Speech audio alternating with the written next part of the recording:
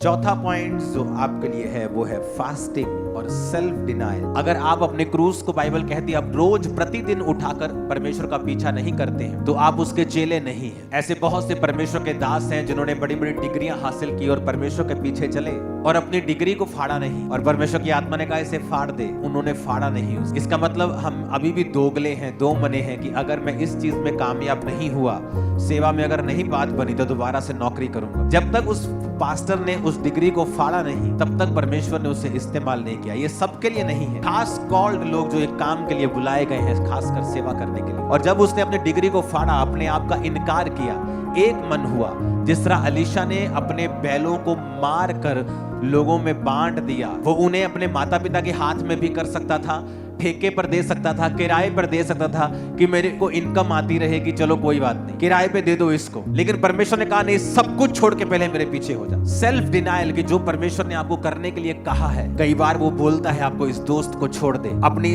इस वाली संगति को छोड़ दे, इन लोगों की संगति मत कर। लेकिन हमें लगता है कि नहीं, वो क्या कहेंगे, मेरे बारे में क्या सोचेंगे।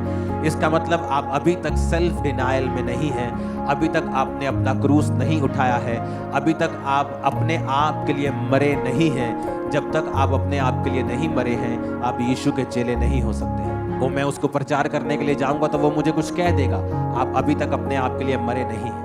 और मैं उसको प्रचार करने के लिए जाऊंगा, मेरी शिकायत करेगा, मेरा विरोध करेगा, मुझे पुलिस में दे देगा। अभी तक आप अपने आप के लिए मरे नहीं हैं। आप अपने आप से ज्यादा प्यार करते हैं, परमेश्वर से कम।